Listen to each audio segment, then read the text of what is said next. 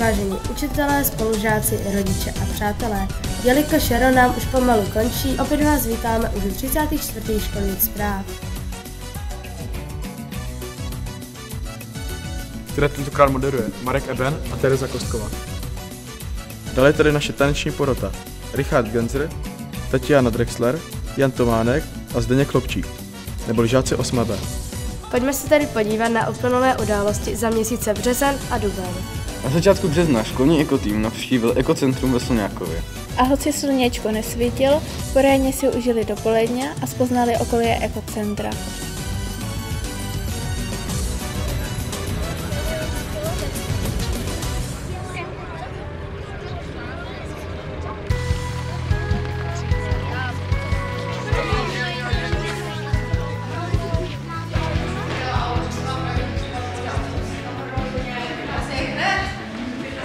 Krmítko pro ptáčky, možná tak vypadá, ale je to krmítko.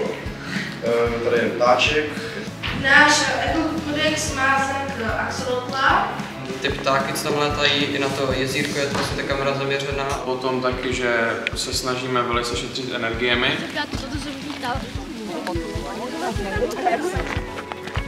Ale to bude problém.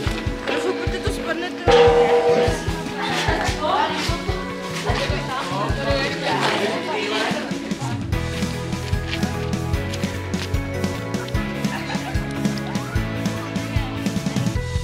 Jo, je tam!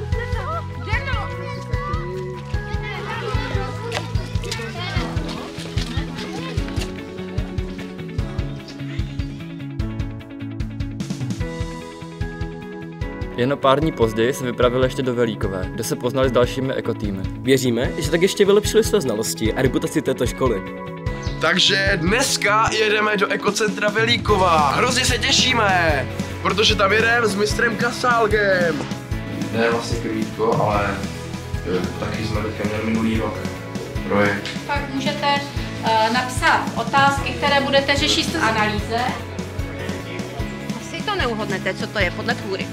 A je to oskoruše. Bobule, které tady vyrostou, potom zpracovává buď to zužitkují děti ze školky oberou, anebo to zpracovává kuchyně.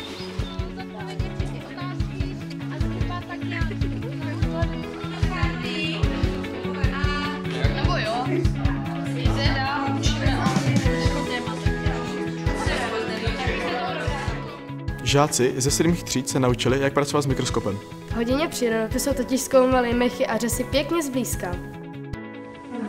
V dnešní hodině přírodopisu poznáme řasy a mechy.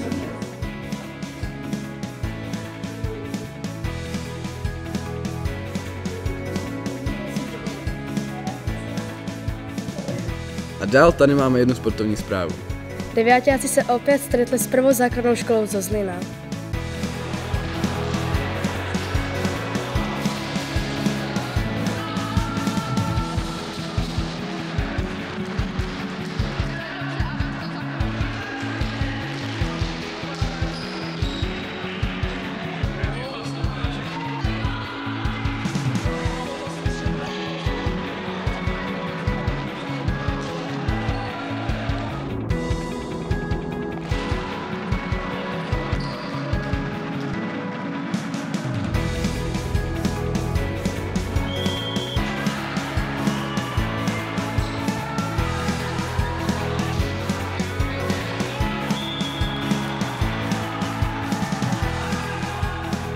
Výsledek, který moc nebudeme komentovat, ale viděli jste, jak ti simulanti hráli. Čtvrtá A chvíli před Velikonocemi navštívila seniory na Burešově. Spolu s babičkami a dědečky tak vyráběli vajíčka, šili a vymalovávali zajíčky a slepičky.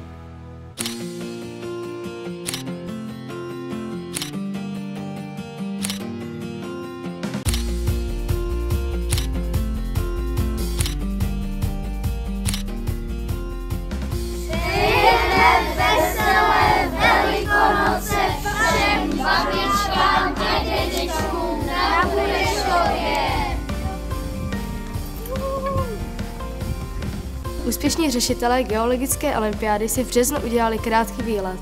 Ano, vypravili se až do Národního muzea. Pojďme se podívat na krátkou reportáž.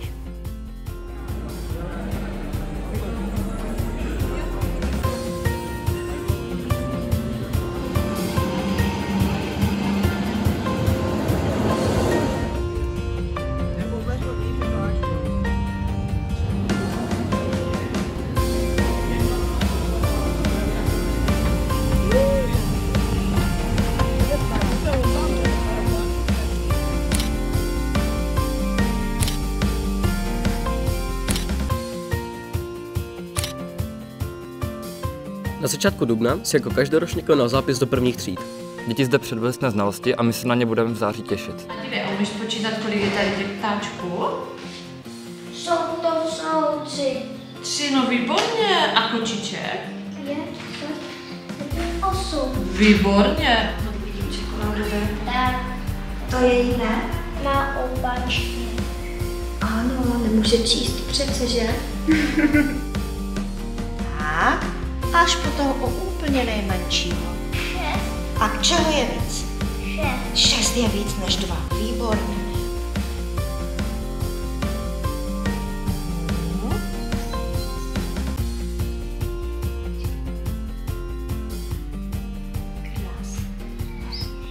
Tak keď už sme u tých prváčikov, tak ti si pre nás připravili krásné vystoupení.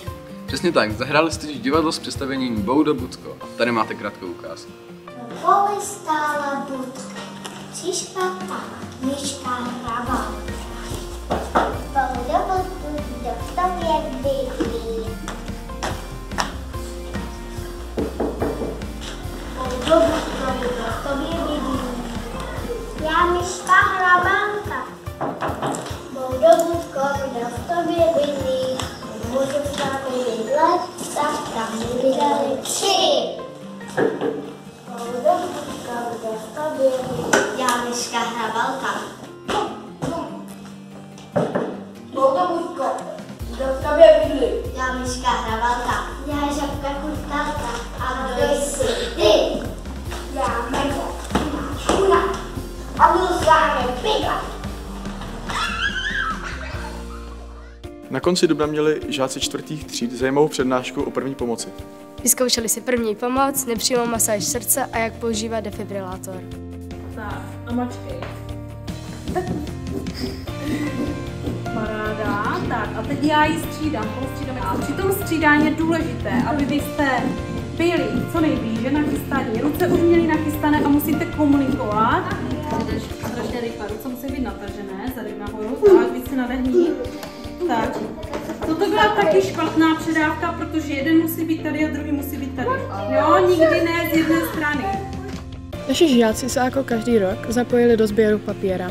A tady můžete vidět náš profesionální sběrný tým.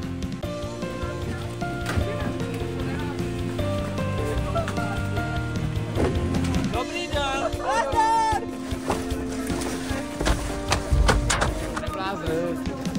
Co děláš? Sbírám papír. Pracuješ? Já, jo. A ty? A pan učitel dělá co? Pracujete? Ano, a baví nás to. Nebaví mě to. Ne. Dobrý den. Co jsi dělal, Honzine? Já jsem to tam rovnou počul. Ukáž. Proti němu podle mě víc spocený jak on. Jak dlouho jsi tam, Jo, fakt? jak dlouho jsi tam byl? 3 hodiny. Já jsem zkoukal. Celkem se zapojilo 104 žáků a nazbíralo se asi 4350 kg papíru. Kdo si to neumíte představit, takovouto váhu můžeme přirovnat třeba k 8,5 verlibám z pěnové gumy. Výherci byli štědře odměněni. Tak, Vy jste jako třída vyhráli sběr papíru za celou školu. Takže my pro vás máme tady takové překvapení. Vy 3 jste nazbírali nejvíc za jednotlivce. Tak ty jsi donesl 211,5 kg sběru. Takže tady máš od nás vstupenku do kina. Já vám to klidně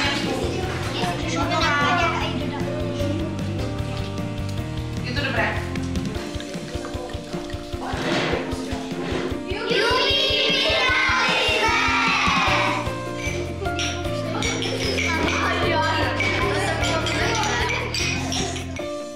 Začátkem dubna navštívili děti ze 4. ročníku Zlínskou filharmonii. Seznámili se tak s nejrůznějšími skladbami, zkusili si dirigovat a nakonec zbyl čas i na tanec. –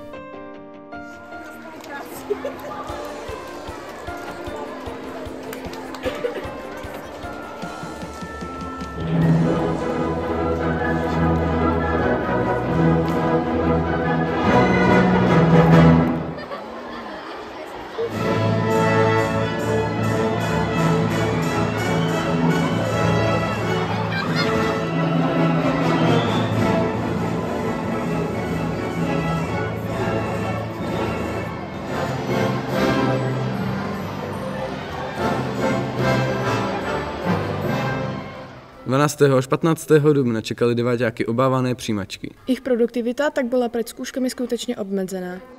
Sacharidy jsou to látky, které dodávají tělu energii. Můžeme je rozdělit na monosacharidy, disacharidy, polysacharidy podle toho, kolik mají cukerných jednotek. Mezi polysacharidy potom řadíme ty, které jsou velmi rozvětvené, mají mnoho cukerných jednotek. Nie, že by to teraz bylo lepší.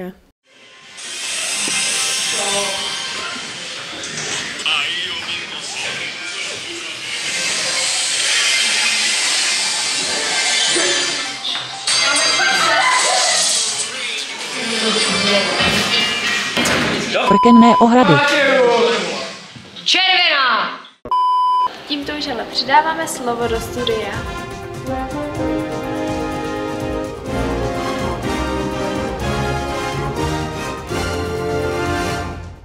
Jednotnou zkouškou z matematiky a českého jazyka odstartovaly přijímací zkoušky na střední školy. Zájem o středoškolské vzdělání opět vzrostl. Letos poprvé podávali žáci přihlášky elektronicky a nově navíc mohli podávat 3 místo 2. Teď jsme na střední zdravotnické škole ve Zlíně a v této třídě to doslova za několik desítek sekund vypukne. Studenty čeká přijímací test z matematiky. Nervozita stoupá. Jak se cítíš? Tak určitě jsem nervózní, ale myslím, že jsme na to připraveni úplně všichni, takže to doufám, že to zvládneme. Tady ráno dcera ukázala takový příklad, jeden, který se tady dívala, jak toto někdo může spočítat, mi řekněte. No, začal bych tím, že bych si to rozepsal a tím bych možná i skončil. Doufám, že naši studenti budoucí na tom budou lépe, jako bych byl já. Jako nebylo to nejhorší, matika byla rozhodně těžší než čeština. Komu se dnešní přijímací zkoušky nepovedly, šanci na opravu má ještě v pondělí. Matyáš Bubeník a Robert Heč, CNN Prima News. 6. třídy s fakultně uspořádali akci Food Day. Z domu si přinesli všelijaké občerstvení a hráli nejrůznější hry a aktivity.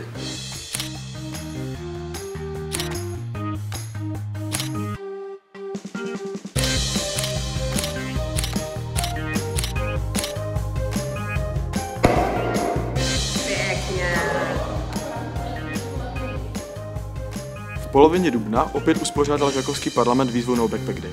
Žáci si v tento den vzali cokoliv, jen ne aktovku. Některé jejich nápady byly velmi kreativní. Podle mě to vypadalo jak...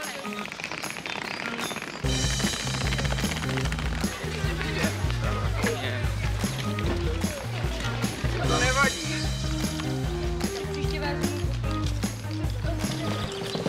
Ty máš pro jistotu nic. Pro jistotu.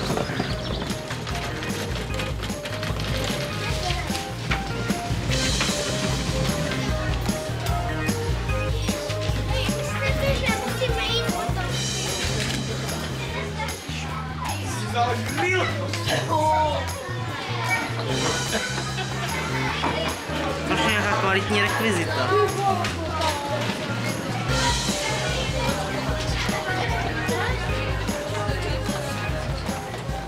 Sedmáci se už nějakou dobu učili o tlaku a hustotě látek. Proto je před pár týdny čekala další laboratorní práce, kde si vyrobili takový hustý koktejl z nejrůznějších tekutin.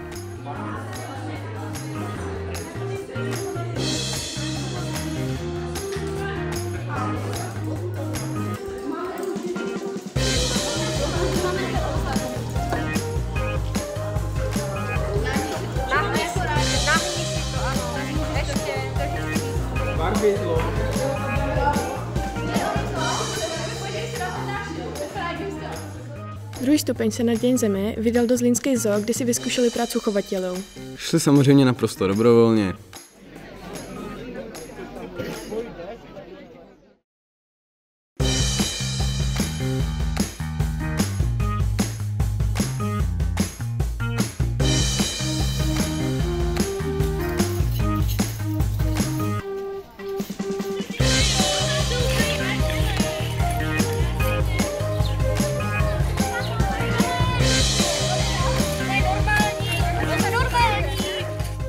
Paní Šelka Jurojdová si pro ně také připravila přírodopisnou poznávačku hornin, rostlin i živočichů.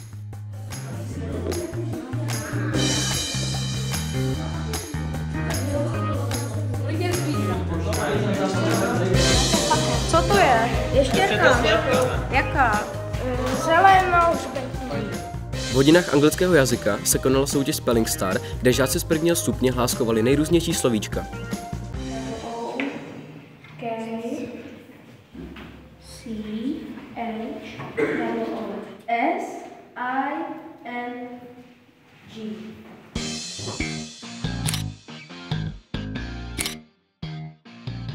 Nesmíme ani zapomenout na oblíbené pálení čarodějnic, kde děti nejen vystupovaly, ale i soutěžily. Užijte si krátký sestřih.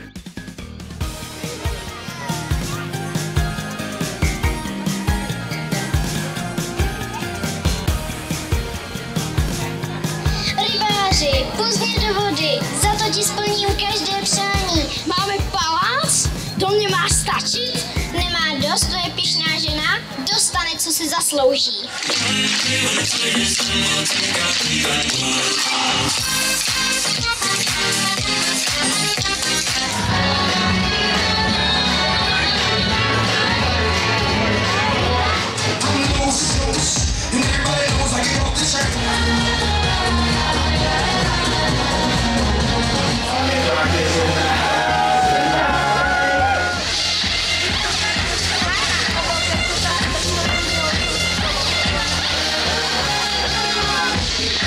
Se nesmí bát toho útoku. Teď vlastně Johnny přesně udělal to, na co je vycvičený. A viděli jste, že v momentě, kdy ten pakatel se pokusil o útěk,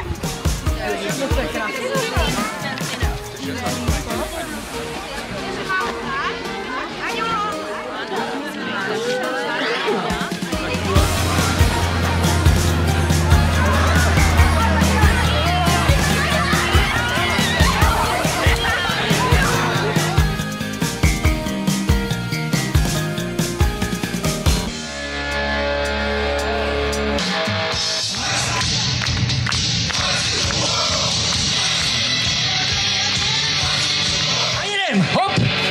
Holka první, Zuzanka první, druhý Hafík, třetí a frajerům se nedaří. Pane, taky ne? Taky ne? Nekecej!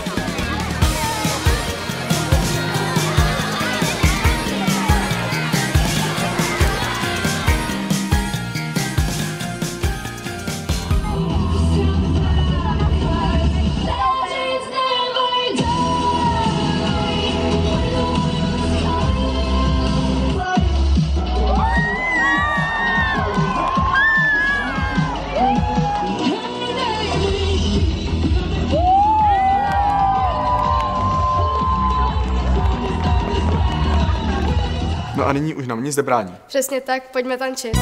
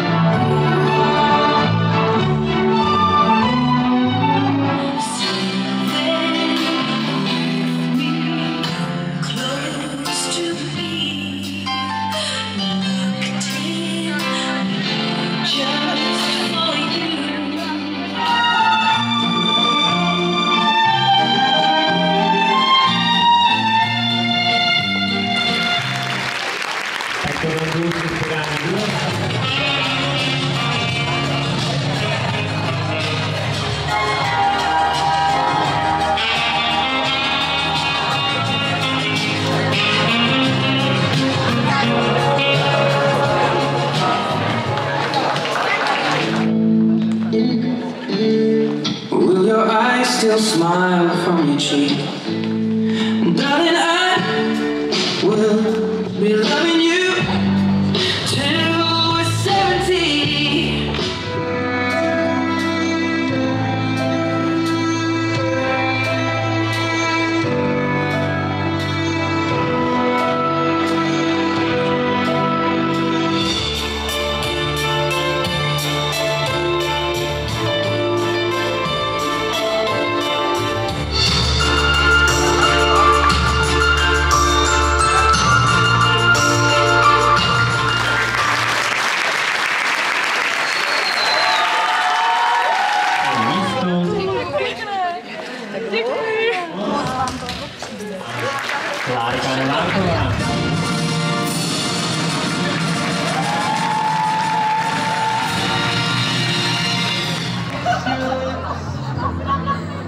And then you say hello.